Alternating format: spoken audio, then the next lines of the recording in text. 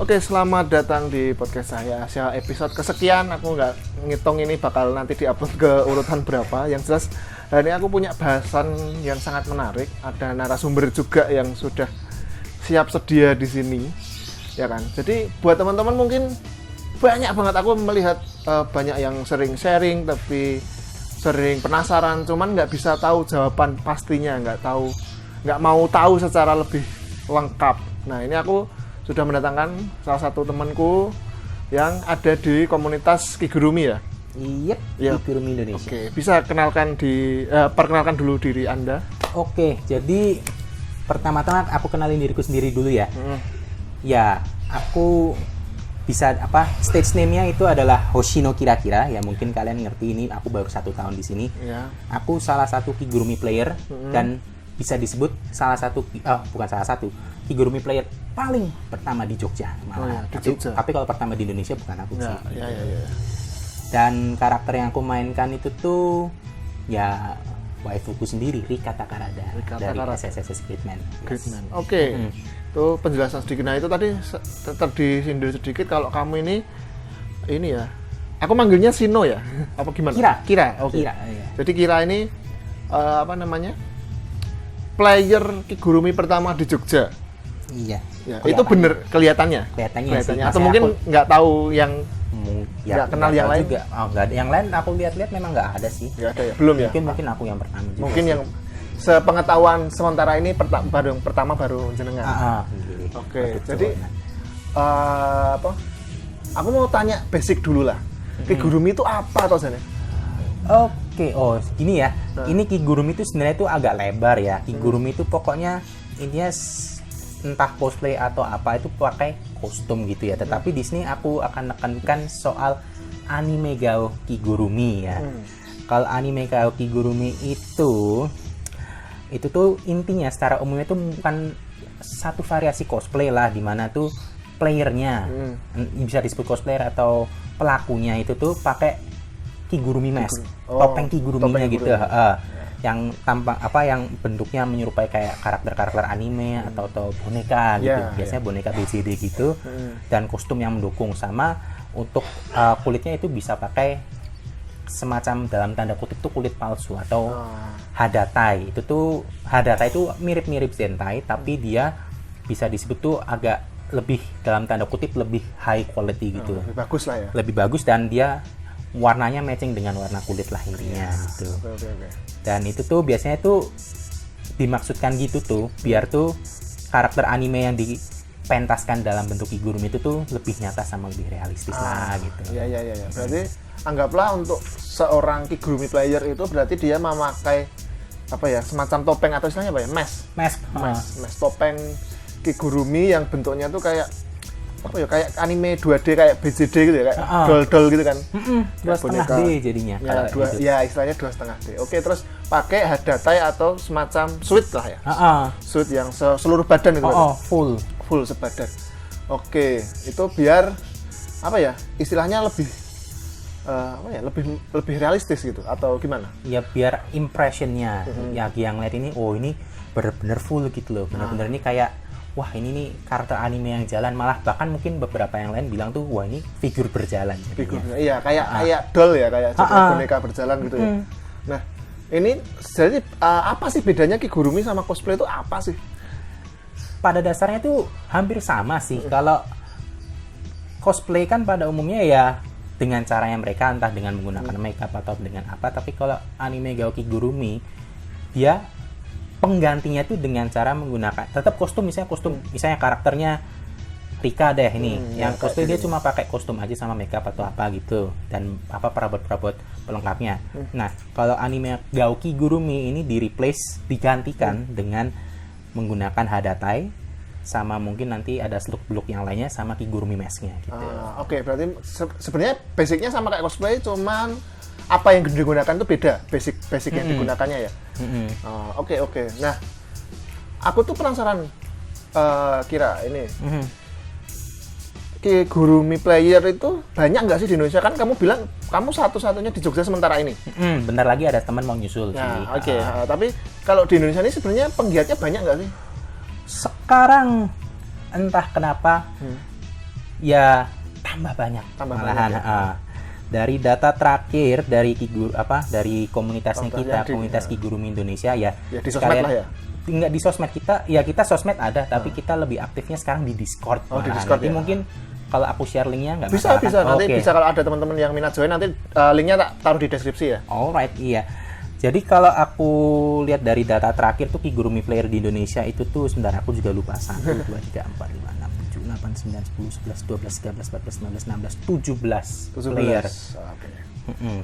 17 player. Itu sebagian besar malah justru ada di Jawa malahan. Di Jawa ya. Nyebar semua mulai dari dari Jakarta sampai ke Jawa Timur lah gitu. Iya.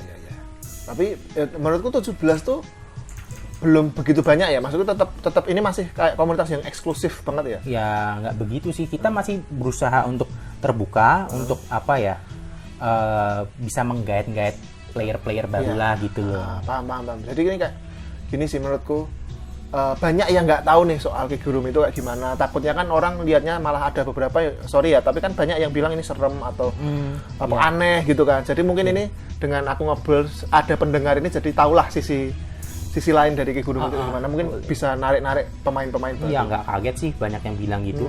Mungkin ya first impression mereka, waduh ini kok kayak gini. Iya. Tapi mungkin first impressionku pas aku ngerti Kigurumi, boleh kok lucu, kawaii gitu loh. Ya. Malah tertarik gitu loh. Nah, jadi emang kan impresi orang beda-beda ya. Mungkin ada yang pertama lihat udah wah lucu, wah menarik nih, pengen nyoba ngobrol dulu, tanya-tanya. Ada yang mungkin pertamanya takut, pertamanya serem, pertamanya merasa aneh, cuman ketika udah tahu lebih dalam ternyata malah wah menarik juga ya. Mungkin kayak gitu. Nah, ini nih yang sering aku udah paham sih soal ini, cuman mungkin teman-teman yang mendengarkan ini yang belum tahu apa-apa penasaran.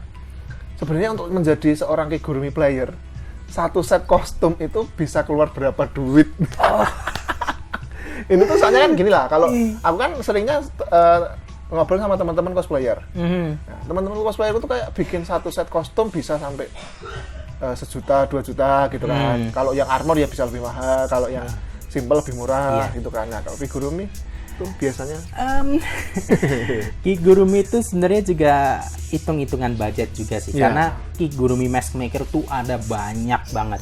Yes. Yang Kigurumi Mask Maker lokal juga sudah mulai beberapa bertambah lagi. Nah, tapi kalau berkaca dari budgetku sendiri dulu pas aku mulai startup jadi Kigurumi dirimu player aja, nggak usah yang lain lah, yang dirimu untuk aja. masknya aja itu tuh sekitar 4-5 juta. Buset, itu bikin di maker lokal atau impor atau Impor dari Jepang. Itu makernya Muni, syarat buat Muni ya. Oh, iya. Jadi Muni itu dia maker di Jepang. Maker di Jepang, dan kelebihannya Muni dia itu tuh memang dia hitungnya cost efektif juga lah gitu, karena dia bahannya bukan dari resin, bahannya tuh dari kayak soft vinyl. Bener-bener soft vinyl gitu. Jadi empuk gitu ya? Empuk, ya nggak empuk tapi solid juga. Solid tuh. Dia bakal empuk kalau dipanasin, sehingga itu kalau Muni kelebihannya juga gampang untuk modifikasi sendiri. Oh, jadi kalau misalkan anggaplah udah bosen nih pakai mukanya gini atau pengen tak kasih something, itu bisa dimodif lagi gitu ya? Ya bisa, tapi kalau bisa sekali jalan aja. Mungkin Ya. modifikasi pertama kali aja. Oh iya. Gitu loh. Itu topengnya 4-5 juta. 4-5 juta itu yang baru yang Muni, belum maker yang lain. Iya, ada yang lebih mahal juga ya? Ada. Kayak GKO, kalau nggak salah GKO itu sekitar 10 jutaan. Oh shit, oke. Sigma 20 juta lebih. Mantap. Teitoku aku nggak apa, pokoknya ada yang lebih mahal lagi dari itu. Itu yang mahal-mahal tuh kelebihannya selain bahan ya? Bahan jelas mungkin lebih bagus. Mereka pakai Apakah resin. ada fitur lain, misalkan ekspresinya bisa gerak atau gimana? Oh enggak, kalau ekspresi bisa gerak nggak bisa. Nggak bisa ya, siapa tahu kan. Seingatku ya memang mungkin karena kualitasnya mereka sih. Kualitasnya ya, Lebih, sama gitu. mungkin detail pengerjaannya ya? Iya, jelas itu. Ya. Berarti oke, untuk topengnya kita sebut 5 juta. Untuk ininya tadi hadatai-nya itu? Hadatai itu tuh tergantung juga sih. Kalau ada yang importan dari Cina itu sekitar 1-2 jutaan lah gitu. Ya anggap aja 1,5 lah paling jeleknya. Kalau cuma dibikin di maker lokal tuh ada. Aku ada kenalan juga. Itu paling cuma sekitar 500, ya nggak sampai 5. Ya tergantung ukuran badan juga sih. Ya, benar. 500 sampai 800 ribuan lah gitu. Nah, oke, 500 ribuan, 800 ribu, anggapnya patokan 1 juta lah untuk Hadata-nya. Hadata itu udah boleh. termasuk kostum atau Belum. kostumnya beda lagi? Beda lagi kostumnya. Oke. Hadata itu baru skin suitnya aja, cuma Oke. untuk yang nutupin seluruh kulitnya aja. Kostum nanti ya Kayak kostum cosplay kayak biasa. kostum cosplay biasa, tergantung jenis karakternya apa. Oke, berarti kostum cosplay anggaplah 1 set gitu kan, kayak atasan bawahan mungkin tambah wignya kan udah termasuk di masnya kan. Udah. Berarti kan atasan bawahan mungkin sekitar 700 sampai 1 juta juga kan. Ya tergantung karakternya juga. Iya, Kalau kan? aku nggak sampai segitu sih waktu Iya. itu untungnya. Ya kan untungnya. Berarti anggaplah 1 set gitu butuh sekitar 7-8 juta untuk dirimu ya, untuk dirimu. 7-8 jutaan lah gitu. Ya, oke. Dan tapi itu bisa dipakai berkali-kali karena emang bahannya bagus jadi kuat juga ya. Yeps. Oke, ternyata cukup mahal hobinya. Iya. Nah, tapi ya enjoyable lah. Oh sangat. Sangat Pastinya. enjoyable ya. Namanya hobi kan apapun masih enjoyable. Iya, correct. Nah, apalagi ya aku mau tanyain itu sebenarnya basic. Ini di komunitasmu kan ini belum banyak penggiatnya, belum banyak. Tapi ada nggak sih apa namanya? Gini deh, tadi udah tak sindir dikit soal impresi orang-orang di luar komunitas kalian. Itu sempat jadi obrolan di kalian nggak sih? Ada masalah nggak sih soal itu kayak? Kalau cuma curhatan. di internal komunitas kayaknya udah pada kebal Udah pada kebal, kayaknya. ya? Kita Biasanya kan apa sih yang paling banyak kayak gitu tuh? paling banyak gimana sih? Kayak apa? Omongan-omongan dari luar yang masuk ke kalian gitu. Oh jarang, biasanya tetap mereka tuh menganggap diri kita cuma kigurumi ya, kita enjoy dengan diri kita sendiri, kita ya sembari dalam tanda kutip mengeluarkan misi ya untuk apa ya, menyebarkan kalau kigurumi cosplay itu tuh eksis di Indonesia, Yes. ada di Indonesia gitu loh. Iya. Nah, itu di Indonesia. Kalau di luar tuh sebenarnya banyak nggak sih? Maksudnya kan aku juga baru tahu di Indonesia tuh baru tahu kamu itu loh. Sama ada teman satu lagi. Cuman kalau di luar tuh sebanyak apa sih? Wow. Nah, itu sudah wow. Apalagi di China sama Taiwan. China sama Taiwan ya man. Ratusan itu. Kalau di Jepang malah nggak begitu banyak. Jepang banyak juga. Banyak juga. Oh. Jepang, Cina, Banyak Taiwan, Asia ini ya. Asia sana tuh banyak banget. Habis itu aku sengertiku juga daerah Western banyak, Eropa juga ada. Oh, oke. Western tuh misalnya kayak Amerika Utara, Kanada, habis itu Eropa tuh yang aku kenal tuh dari Jerman, habis itu Inggris juga ada gitu. Iya. Pokoknya daerah-daerah situ ada banyak. Oke. Itu kalau yang dari luar lah ya. Kalau yang intern ada nggak kayak permasalahan-permasalahan? Kalau anak-anak cosplay kan drama-drama tuh udah banyak tuh. Kan nggak usah disebut tuh udah pasti keluar sendiri di timeline Facebook. Oh ya mesti. Kalau di Kigurumi ada nggak sih kayak drama-drama, dan dramanya tuh kayak gimana kalau di skena kalian? Dramanya tuh udah mulai jarang terjadi ya, sih karena mereka memang mungkin apa ya sudah dalam tanda kutip mungkin lelah sama drama juga sih. Iya. Paling dramanya ya paling cuma kayak berbeda pandangan lah gitu antara player satu dengan player lain. Misalnya aku maunya gini lah, kita di Indonesia Kak gitu, biar agak netral ya. Kita di Indonesia Kak, jadi kita ya paling nggak harus nyesuaiin sama ininya Indonesia lah. Ini dia nggak mau, dia kurang terima atau gimana. Ini gitu. maksudnya apa nih? Yang dimaksud ini apa? Ya misalnya kayak apa ya pandangannya tentang ini, misalnya kalau kigurumi itu harus gini dulu, harus langsung blok gini, mahal atau gimana gitu.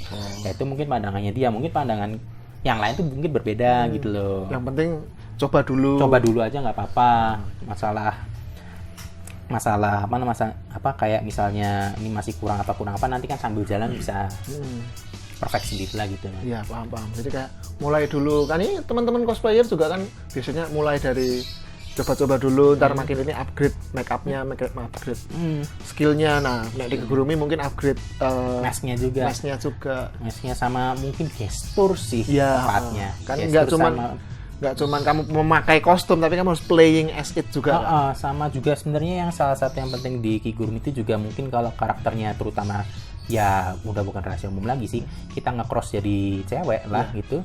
Kita body shapingnya juga harus jalan juga. Ya, benar. Pakai korset, pakai hip pads dan lain sebagainya. Oh, berarti di dalam datainya ya kostumnya itu masih pakai korset. Masih. Mantap itu. Sebuah perjuangan ya. Luar biasa. Iya. Nah, tadi kamu sindir tuh. Aku tadi lupa mau tanya. Aku seringnya tuh lihat kalau orang memakai Kigurumi player itu karakternya tuh aku pasti lihat tuh cewek. Ada nggak sih Kigurumi yang karakternya ya bukan bukan playernya tapi karakter cowok? Ya, ada. Oh. Di Indonesia juga ada. Soalnya aku seringnya lihatnya itu kan karakter Iya kan, cewek yang di emang marketnya seperti itu sih. Oh ya, emang marketnya emang karena mungkin gini sih. Aku bayanganku sih karena oh ini kan lucu doll, jadi looknya tuh kayaknya lebih cocok kalau cewek ya. Iya, tapi mungkin karakternya. ada juga yang mungkin lebih cocoknya ke waifu gitu. Yang husbando juga ada. Iya. Oh, tapi kalau playernya sendiri itu mostly cowok atau cewek juga ada yang ikut sebagai Kigurumi player? Sudah bukan rahasia umum lagi sih. Ya sebagian besar cowok lah gitu. Tapi ada juga yang cewek. Ya ada temanku juga cewek juga kan. Tapi nggak sebanyak yang Iya. cowok ya. Jelas. Nah ini aku pengen ini meluruskan beberapa persepsi orang awam nih soal Kigurumi. Aku tuh pernah denger atau ya sentilan-sentilan dari beberapa orang ya aku nggak yakin dia tuh paham soal Kigurumi. Sebenarnya Kigurumi tuh sering dikaitkan dengan aktivitas seksual, fetish gitu Fetish, kan, ya. king gitu kan. Nah itu tuh bener nggak sih maksudnya kegiatan Kigurumi itu sampai kegiatan seksual juga? Seharusnya ya mungkin sudut pandangnya beda-beda sih ya. Ya memang itu mungkin kalau dari sudut pandangku itu memang dark side-nya Kigurumi. Tapi ya. ada ya berarti? Ada. Iya. Ya memang mungkin ya karena juga kita makainya hadatai kan merasa semuanya pahit. Mungkin ada kerasa namanya ada desire-nya ada ya desire untuk itu. Ketika terkekang apalah istilahnya. Apa ya? Ada sesuatu yang ngetat di kulit kita gitu ya. Itu Mungkin kan ya jadi timbul sebuah perasaan. ada sesuatu yang mesti ada ingin pengen apa gitu loh. Karena apalagi kalau misalnya ya aku sambil sharing ya pengalaman pribadi juga, aku juga sedikit merasakan itu. Apalagi misalnya udah full gitu ngaca di depan ngaca gitu. Waduh, ini aku udah bukan diriku lagi, ini sudah karakterku sendiri. Rasanya beda gitu. Jelas gitu. Ya berarti ya sebenarnya sama aja sih kayak kamu cosplayer, kamu apa di setiap hobi itu pasti ada dark side kayak gitu. Pasti ada. Kamu ya bercandaan orang kan pengen punya istri yang bisa cosplay kan, ntar bisa anu karakter ya sama aja kan sama kayak Kigurumi kan. Sama aja. Oke, berarti nggak tapi kan nggak melulu Kigurumi itu soal itu kan. Itu kan cuma dark side-nya aja. Kita yang makanya kita di Kigurumi komunitas Kigurumi Indonesia ini tuh kita lebih mengemphasize untuk yang bright side-nya aja, sisi terangnya aja. Jadi untuk cosplaynya aja gitu loh. Ya. Mungkin aku baru sekali sih lihat kamu ya ke event dengan Kigurumi. Ya kan baru sekali kan ya? Apa udah baru sekali. Aku juga baru pertama mungkin kali. Mungkin aku next time bisa mungkin diperluas dengan menampilkan ke publik bahwa ini loh kita kayak gini nggak yang berbahaya, nggak yang aneh-aneh gitu. Sebenarnya pengennya begitu, tapi karena memang keterbatasan kita lah, kita sebagai Kigurumi player mungkin ada yang memang merahasiakan identitas nama kita yang asli ke publik itu ya. Jadi emang biasanya dirahasiakan ya? Ya sebagian besar dirahasiakan ya, mungkin karena mereka malu lah atau gimana gitu. Iya. Aku juga lebih baik ya keep under the radar lah, di bawah radar aja gitu. Aman. Tapi terima kasih loh udah mau no problem. Sharing kayak gini meskipun itu tadi sebagian merahasiakan identitas, tapi dirimu mau sharing tuh aku seneng. No problem. It's been a part of my job actually. Ya. Biar ini ya, spreading the words. Iya, Kigurumify Indonesia. Yes. Oke. Karena aku sebenarnya pertanyaanku udah hampir kejawab semua soal Kigurumi. Udah ada pencerahan nih. Awang-awang gitu mungkin. Ya, aku langsung ke konklusi aja sih. Buat apa sih yang diharapkan teman-teman Kigurumi Indonesia ya istilahnya, komunitasnya teman-teman Kigurumi Indonesia kedepannya, apakah pengen ini lebih dikenal, apakah ini pengen membernya lebih banyak atau pengen gimana lah, apa harapan kalian? Ya dari harapan yang aku pribadi terima sih dari sebagian besar member ya kita pengennya ekspansif lah gitu. Ekspansif kita playernya tambah banyak, habis itu ya yang fansnya ya Kigurumi fans lah sebutannya. Kigurumi fansnya juga mulai tambah banyak, habis itu persepsi masyarakatnya itu tuh juga baiklah untuk menerima kalau kita tuh memang ada gitu loh. Bukan sekedar kayak wah ini bahan-bahan serem-sereman, enggak. Kita di sini tuh juga untuk have fun kok gitu loh intinya gitu. Ya kita di sini untuk menurutku ya di dunia ini menurutku aku nyebutnya itu Jepangan atau pop culture. Pop culture-nya. Di dunia pop culture tuh ya kita emang tujuannya kan hobi have fun. Jadi kalau bisa tuh ya jangan saling senggol, jangan saling sindir. Kita have fun bareng aja gitu kan. Tuh. Oke, menarik. udahlah, terakhir silahkan pesan apapun ke pendengar yang mungkin nggak tahu apapun soal kigurumi.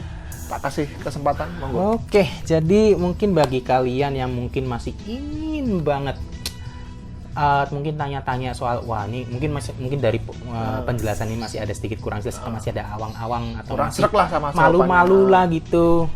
Itu mungkin bisa tanya aja langsung ke aku atau mungkin kita bisa join ke Discord-nya komunitas Kigurumi Indonesia di bit.ly/discordkikid. Itu nanti mungkin ada di komen kan. Di deskripsi nanti tak taruh. Oke, sip. Sama mungkin ya harapanku tetap kita menantikan Kigurumi player terbaru dari Indonesia. Kita juga ingin mengkigurumify Indonesia. Jadi itu biar dunia pop culture Jepang di Indonesia itu juga semakin Berkembang berwarna dan berwarna juga. Benar. Oh ya, bentar sebelum ditutup, ada satu yang tiba-tiba kepikiran. Di Kigurumi itu kegiatannya kan tadi kayak gitu kan. Ada nggak sih kayak wadah kayak misalkan kayak kompetisinya atau ada mungkin apanya gitu? Kalau di cosplay kan banyak tuh, ada lomba ini atau kalian ada yang khusus sendiri itu ada nggak? Kita tidak pernah kalau Kigurumi kita tuh malah nggak pernah loh mengkompetisikan itu karena memang kita masih komunitas yang Dikit. masih player masih sedikit lah, jadi ya kurang cocok lah kalau dikompetisikan lah karena mungkin kompetisinya nanti akan kalau misalnya pun jeleknya dikompetisikan nanti kan faktor-faktor yang dinilai nanti bakal beda lagi gitu. Paham. Tapi kalau kalian ikut lomba cosplay atau cosworld gitu biasanya masih bisa nggak sih? Ada yang kayak gitu nggak sih? Atau kalian nggak usah ikut-ikutan gitu? Aku kemarin kebetulan ikut sih ya. Ikut ya? Ya cuma buat aku karena disuruh aja ya udah aku ikut aja, nggak apa-apa. Malah sekalian showcase ada gitu lagi Kigurumi gitu loh. Takutnya kan kalau kalian ikut, nggak bisa tuh kan itu pakai topeng kita yang Enggak ada ya? Nggak ada. Ya. Oke. Aman.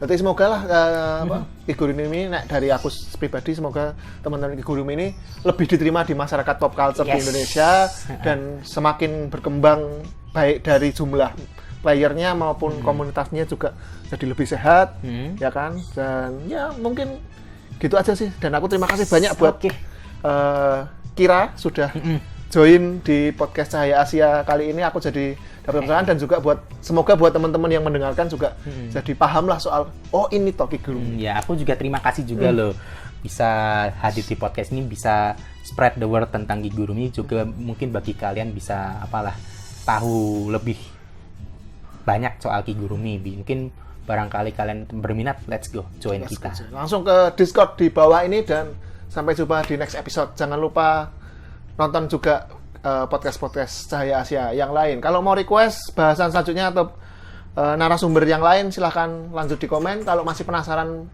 soal Kigurumi, langsung join Discord-nya. Terima kasih.